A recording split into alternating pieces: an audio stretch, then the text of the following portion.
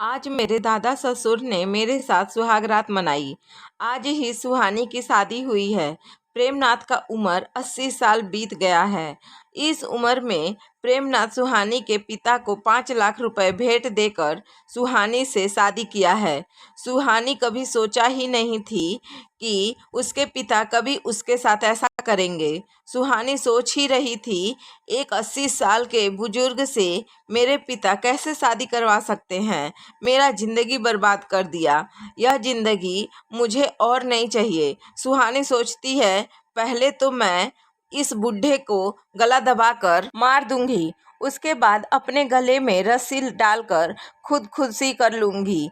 आने दो आज इस बूढ़े को। सुनो मेरा पैर छुओ। सुहानी नहीं उठी और मन ही मन कही, तू मेरे परदादा के उम्र का होकर मुझसे शादी किया और आप मुझे पैर छूने के लिए कह रहा है। थोड़ी सी शर्म भी नहीं है। इस बूढ़े को प्रेमनाथ को फिर गुस्सा आया और उसने बोला, तुम मेरा पैर क्यों नहीं छू रही हो। उसके बाद धीरे धीरे सुहानी उठकर पैर छूती है और फिर बिस्तर पर जाकर बैठ जाती है। गुस्से में उसके रोंगटे खड़ी हो जाती हैं। सुहानी एक बार के लिए सोच लेती है, साइड टेबल पर रखा फ्लावर वास लेकर बूढ़े का सर फोड़ दें।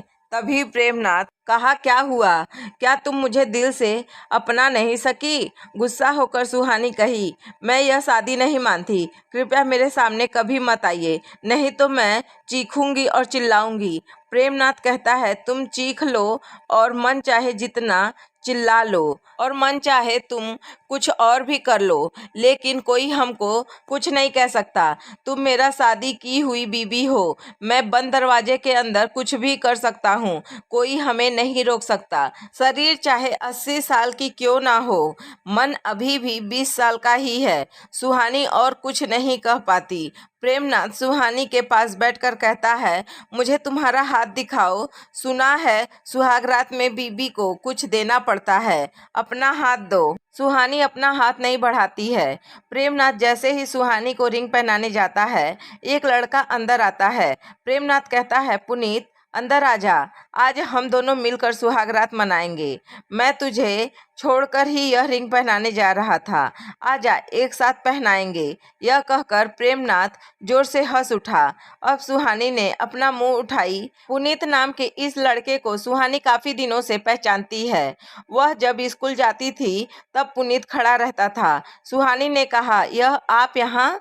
हाँ, पुनीत ने कहा, दादाजी ने बुलाया। यह कह रहे थे, आज दोनों मिलकर तुम्हारे साथ सुहागरात मनाएंगे, बस इसीलिए आया हूँ। सुहानी चौंक कर कही, आप यह सब क्या कह रहे हो, पागल हो गए हो क्या, दिमाग ठीक नहीं है तुम्हारा। तब प्रेमनाथ बोला, सुनो, तुमसे कुछ बात कहना है, ध्यान से सुनो।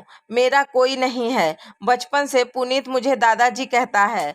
वह तुम्हें बहुत पसंद करता है। जब वह तुम्हारे पिताजी के पास शादी का रिश्ता लेकर गया था, वह गरीब आदमी के साथ अपनी बेटी का शादी नहीं कर पाएंगे, इसलिए मैंने यह प्लान बनाया। और एक बात, मेरे साथ तुम्हारी शादी नहीं हुई है, तुम्हारी शादी पुनीत के साथ हुई है, इसलिए डरने की कोई बात नहीं। अभी मैं जा रहा हूँ, तुम दोनों सुहागरात मनाओ। इस उम्र में किसी लड़की का दिल तोड़ने का मन नहीं है मेरा। यह कहते हुए प्रेमनाथ घर से निकल जाता है। पुनीत सुहानी को रिंग पहना आता है।